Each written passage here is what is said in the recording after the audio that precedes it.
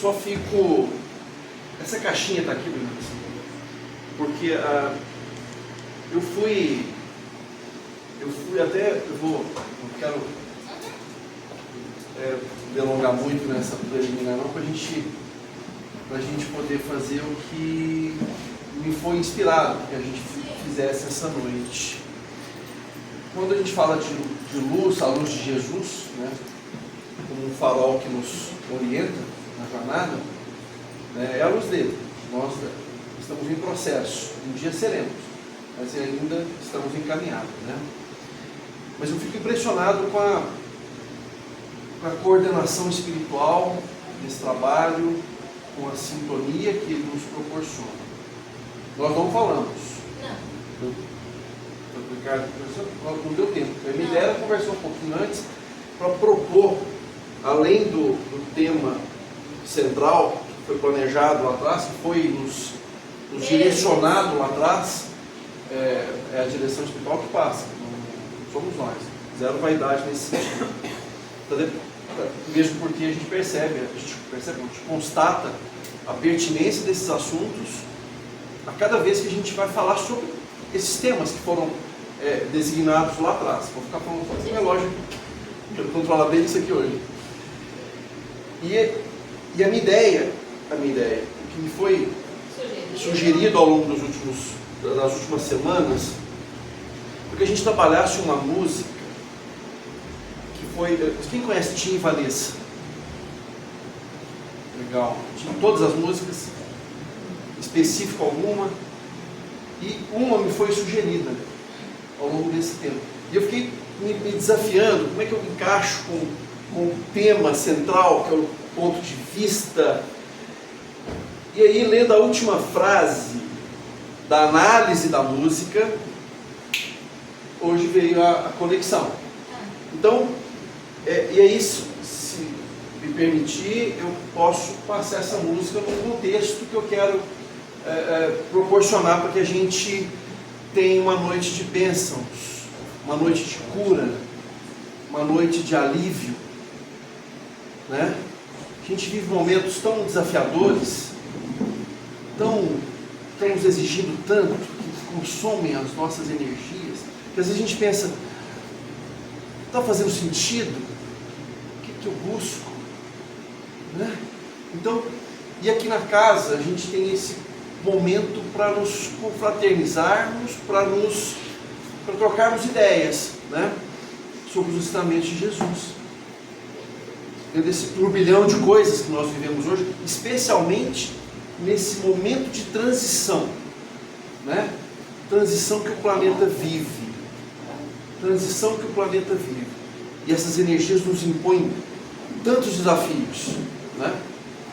Mas é interessante que lá no capítulo 2, meu reino não é deste mundo, o item 4, do ponto de vista, o item 5, do item 5 ao item 7.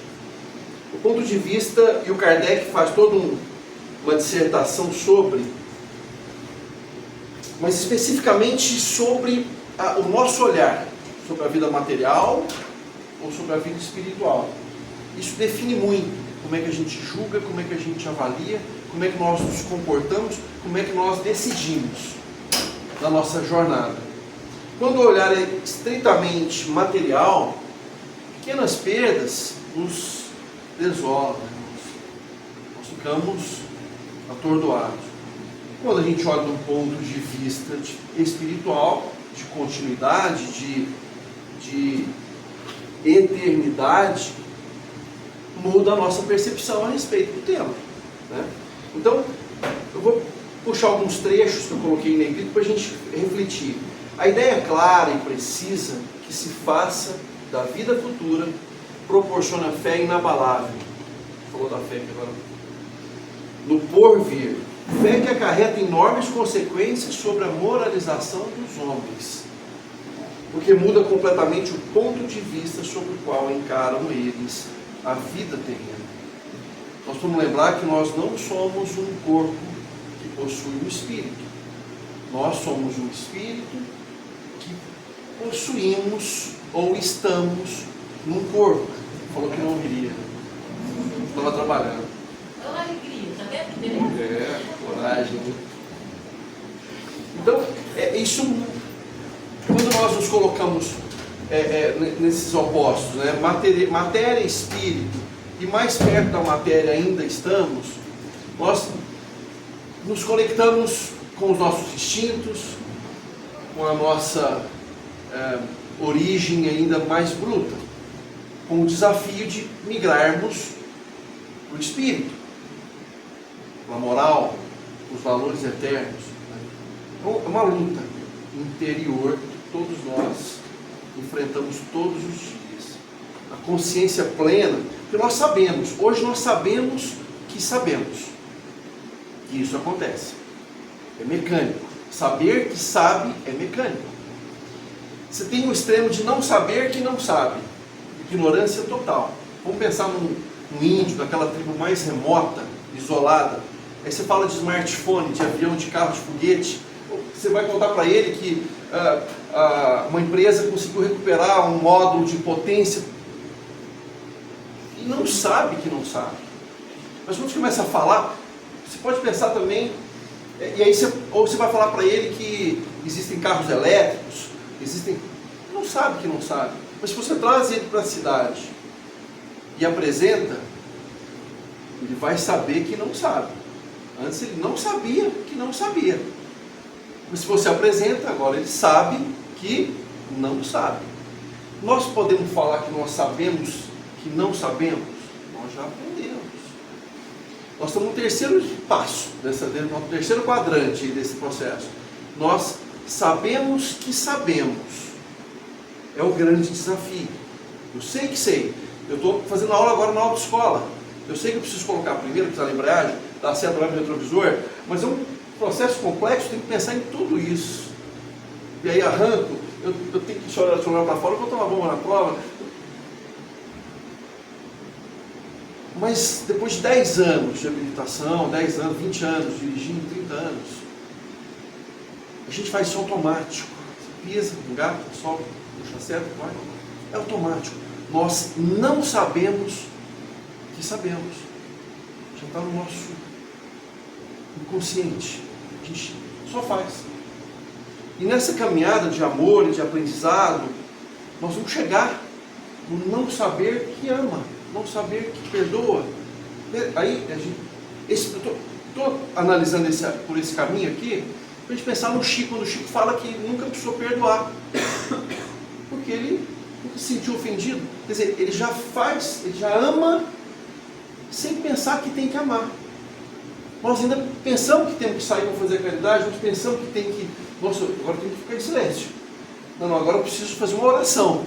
Não, agora eu não posso falar nada. Quando ainda não estou no estágio anterior. Que espiritismo é para outra hora. Essa frase é da família, né, Carla? Das tias. Nervosa, espiritismo é para outra hora. Então, quando eu ainda não me posiciono nesse estágio anterior. Mas quando eu ainda estou, já passo para esse outro estágio, onde eu sei que sei, e de forma consciente procuro aplicar, eu sei que sei.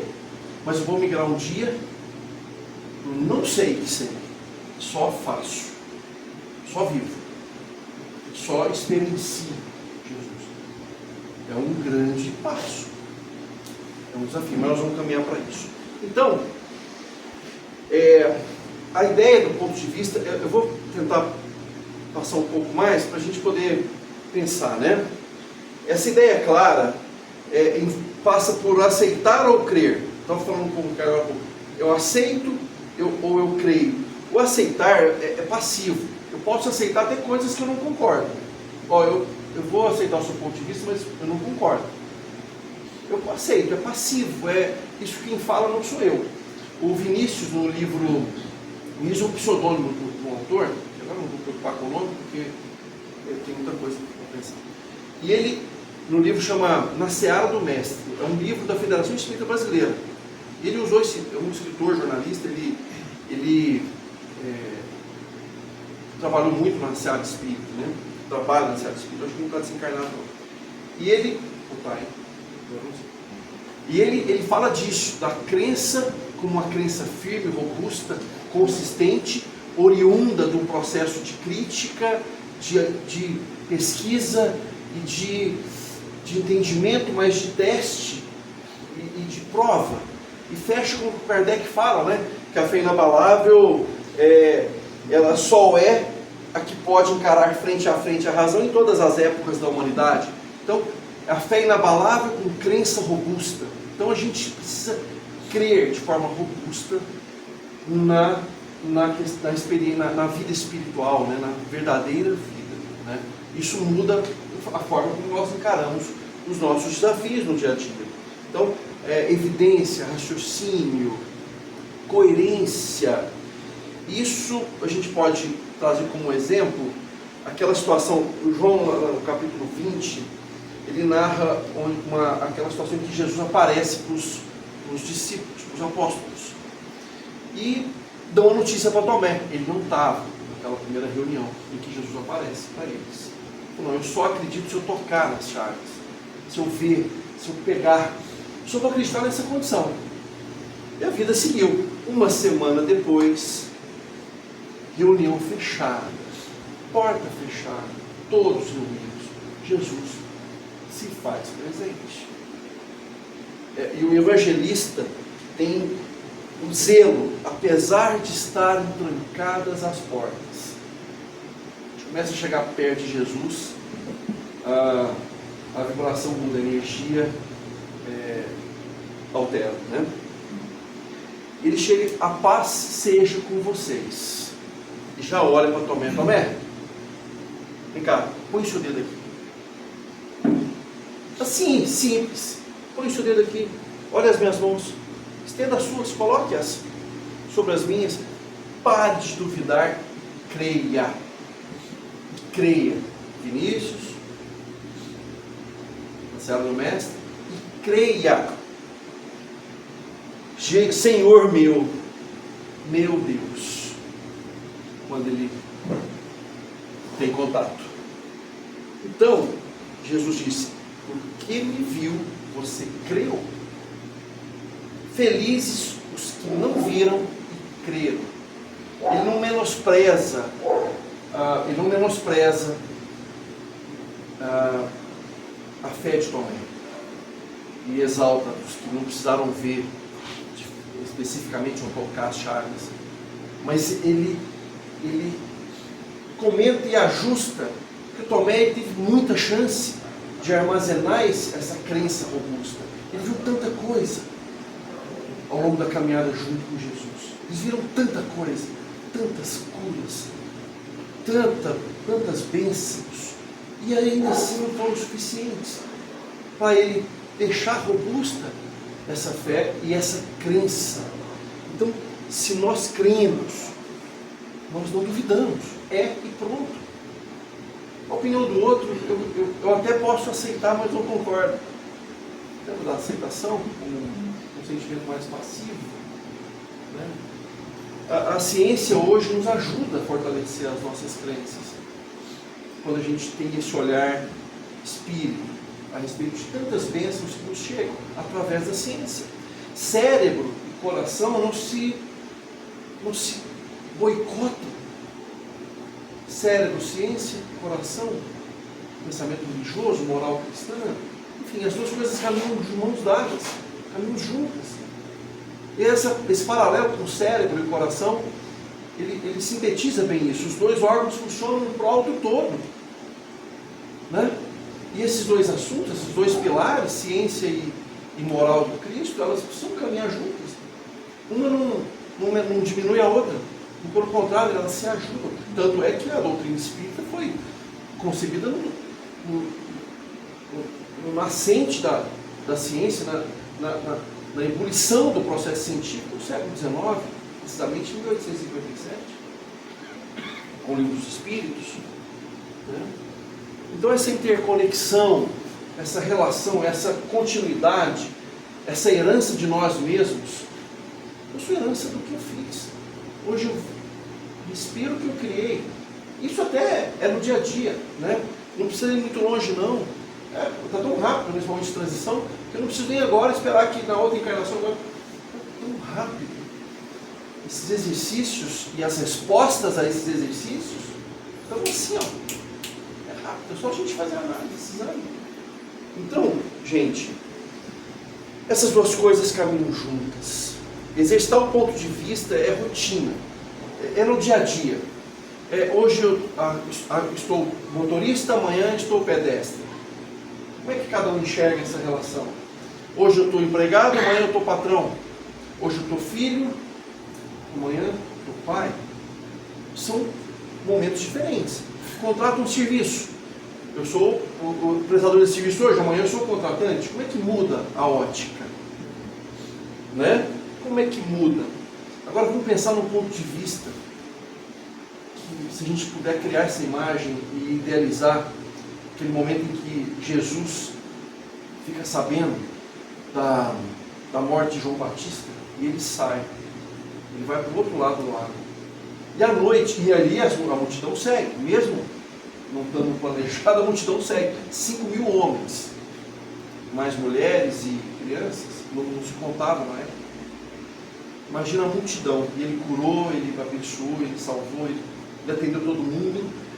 E os apóstolos chegam, manda o pessoal embora, porque não tem comida. Eles precisam comer nas origens, não. O que nós temos aqui? Aí aparecem 5 pães e 2 peixes, e todo mundo come.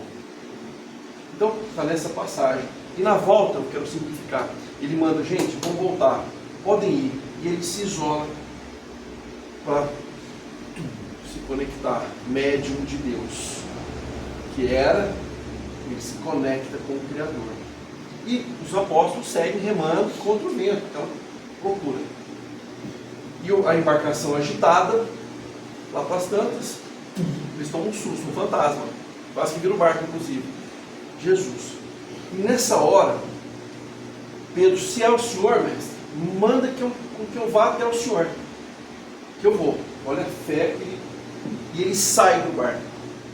Olha, se a gente pensar nesse ponto de vista do Pedro, nesse momento, para não perder a essência da leitura, lá no item 28 de Mateus, tá? Capítulo 14. Senhor, disse Pedro, se és tu, manda-me ir ao teu encontro sobre as águas. Passado o susto, visto que era Jesus. Venha, respondeu ele. Então Pedro saiu do barco, andou sobre as águas e foi na direção de Jesus. Mas quando reparou no vento, mudou um pouco de vista. Não era mais aquele olhar fixo em Jesus. Ele repara no vento, ou repara e aí vou além aqui. Ele percebe as ondas, a agitação da água e aquela vento, a tempestade. Ele afunda. Senhor, salva-me. Jesus estende as mãos. Homem de pequena fé, por que duvidou? Então, ponto de vista, olhar de Jesus, travessia, isso faz sentido? Tem correlação com as nossas vidas? Com os ventos que nos assopram? Com a água que está agitada? Mas eu já pedi para Jesus, eu vou caminhar até o Senhor. Eu quero caminhar até o Senhor. Mas nos momentos de vacilo a gente afunda. E ainda assim, ainda posso. Senhor, salva-me. Ele estende os braços. Agora você afunda aí porque você não teve fé. Salva-me. Ele ergue as mãos e ele tira da água. Então, ponto de vista, aquele olhar do Cristo, aquele farol. Eu trouxe um trecho. Aquele farol. Quem lembra, está no outro texto aqui. Bendita estrela, farol das imortais falanges. Está lá, anjo Ismael, começa glória a Deus nas alturas e paz aos homens na terra. Eu já faço uma transição lá para o alívio. E vamos conectar os temas. Lá para o alívio do Tim e Vanessa. Trouxe 20 cópias. Se a gente conseguir, pelo menos para a gente interpretar a leitura, para a gente tentar. Primeiro nós vamos entender a letra. São 3 minutos de música, a gente faz 7 de interpretação, para quando a gente fechar os nossos olhos e a gente pensar nisso tudo, A gente sentir esse momento, né? Então, caminheiro no caminho, em busca da direção. Não sou eu, tá? Isso aqui é sugestão da equipe da casa. Eu tenho total certeza disso. Caminheiro no caminho, em busca da direção. Então, dos nossos equívocos, dos nossos erros, em busca da direção, bendita estrela, farol das imortais falanges, um farol que nos orienta na travessia do trecho de águas turbulentas que nós vivemos atualmente, da expulsão do paraíso à terra da promissão. Esse expulsão do paraíso me deu um trabalhinho. Tive que reler o caminho, a caminho da luz quase inteiro. Está lá em Mundo em Transições, a Caminho da Luz do Emmanuel. É um livro fácil, ele explica a transição toda que esse planeta vive, desde a sua criação, quando Jesus recebe a nebulosa, ou a parte de material do centro do nosso sistema, que é o Sol, e disso ele forma isso, né, que nós temos. Então, lá, alguns milhões de espíritos rebeldes lá existiam, quando eu falo da transição de capela para a terra. Esse texto ele é bem longo, nós não vamos entrar nesse detalhe, correndo contra o relógio. Nós vamos fazer 30 minutos virar 2 horas. Então, no caminho de evolução geral, dificultando a consolidação das penosas conquistas daqueles povos cheios de piedade e virtudes. Então, alguns milhões de espíritos que remavam contra a correnteza daquele orbe, que estava, é o único determinismo que nós enfrentamos, é o do crescimento do progresso. O determinismo de que nós todos seremos espíritos puros um dia. Esse é o único determinismo. O resto, livre-arbítrio. Escolha, tentativa e erro, resgate, acerto, erro, levanta, sobe. Mas o determinismo de que um dia seremos espíritos puros, esse não vamos nem discutir, né?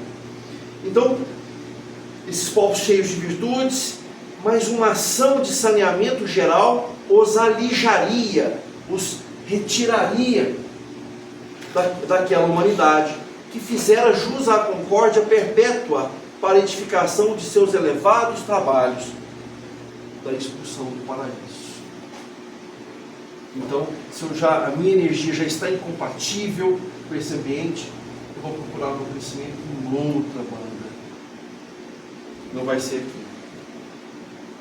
Do suor do vosso rosto angariareis o pão. Então, e o texto continua, a realizar na dor e nos trabalhos penosos do seu ambiente. Então, no suor do rosto angariareis o pão. Essa frase está lá na Gênesis, no Gênesis capítulo 3, em que Adão recebe essa orientação. Mas que Adão é esse? Se a gente for para a Gênesis do Kardec, nós vamos entender ali, lá no capítulo, o que eu segui nesse capítulo 3, versículo 19 também, que Adão, na Gênesis do Kardec, capítulo 11, eu li em cima. Então, capítulo 3, Gênesis, na Bíblia, Velho Testamento, Adão, você vai comer do seu suor. E o Kardec vem depois para nos explicar que a raça adâmica, ela é representada nesse cara, que recebeu essa orientação, que ele seguiria o outro caminho. E depois o Kardec detalha isso, que a adâmica é uma raça e não uma pessoa. Isso já está na Gênesis da doutrina espírita. Esse é o quarto livro do Pentateuco, né? Ajuda Adalto. Livro dos Espíritos, Livro dos Médiuns, Evangelho, Gênesis e Céu e Inferno. Tá? Então, do estertor de vossos partos, as sucessivas reencarnações, o grande movimento dessa estação, de embarque e desembarque, idas e vindas, recomeços e recomeços. O maná da evolução. O maná era um alimento que foi trazido milagrosamente ao povo que estava sendo liderado por Moisés, a travessia durante o êxodo. Aí o poeta usou esse texto para nos ajudar a pensar. Viver é crescer, e crescer é sofrido. O enfrentamento, o corte na nossa própria carne, é a parte mais difícil. Eu olhar no espelho, eu preciso mudar, eu vou mudar, mesmo que naquela situação, aquele instinto predomine, eu tento prevalecer, não, eu não vou. Esse é o grande desafio e é o grande motivo de aqui estarmos. A gente tem N tarefas, estamos aqui refletindo juntos, daqui a pouco estamos ali na sopa, ou estamos na jantinha, hoje teve café da manhã, a gente falou sobre esse assunto, com as pessoas da rua. São tarefas complementares que vão nos ajudar, além dessa reflexão e outras tantas, mas são tarefas complementares que precisam nos ajudar a fazer a principal tarefa. A principal tarefa, que é a grande reforma íntima. É de dentro para fora a mudança. Esses estímulos externos, eles nos convidam, nos provocam, nos fazem refletir, mas é daqui para fora. Caridade, oração, alívio do coração. Caridade, oração, orar com ação. Oração, orar, falar com o Pai, se reportar, buscar alívio nesse momento do coração, mas com ação. Né? Porque aqui eu não estou tendo tempo de olhar para as minhas próprias dores, para as minhas feridas, ficar lambendo as minhas próprias feridas. Não, eu não tenho tempo. Né? Quem é solidário não é solitário. São frases que nos ajudam a pensar. Né? Então, são trabalhos importantíssimos. Ali eu talvez esqueça um pouco do meu mundo, em contato com a dor do outro, eu consigo, daqui a pouco eu estou fazendo isso sem saber. Volto lá no começo. Eu estou amando sem saber que estou. Só estou. Então, semeador em meio à dor, vinde a mim se estáis cansados, meu peso é leve e o jugo suave. Nós vamos pegar esses 5 minutinhos depois, né? Eu termino aqui essa análise. Por que o meu peso é leve e o jugo é suave? Está lá, o Kardec ele pega esse Evangelho de Mateus, capítulo 11, onde está escrito esse texto, de vinde a mim, todos vós, etc e tal, e condiciona. O jugo é leve e a lei é suave, pois apenas impõe como dever o amor e a caridade. De novo, tudo morre nesse assunto, a lição é muito simples. A gente tem essas variações, esses outros caminhos, mas sempre fecha nessa necessidade de caridade. Né? Já não é sentida a dor, bendito Consolador. Já não é sentida, mas a dor está lá. Já não é sentida, só não sinto, mas a dor... Lembra daquela frasezinha? Que a dor é inevitável, o sofrimento é opcional? Tudo se amarra, tá vendo? Tudo está conectado. Tudo está conectado. Bom, esse assunto é assunto para muito mais tempo. A ideia de encurtá-lo e todo mundo ler um pouco sobre a música, nós estamos com ela aí. O que eu proponho é que nesse momento nós já lemos a música. Se a gente fechar os nossos olhos, posição confortável na cadeira, solta os ombros, deixa o corpo tranquilizar, respira profundamente. Quem se sentir à vontade, quem não quiser só acompanhar a letra também, está tudo certo.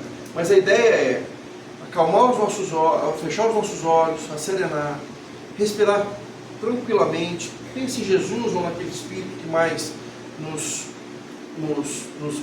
mais próximo esteja, e vamos sentir a letra, não só entendê-la, como nós já estudamos.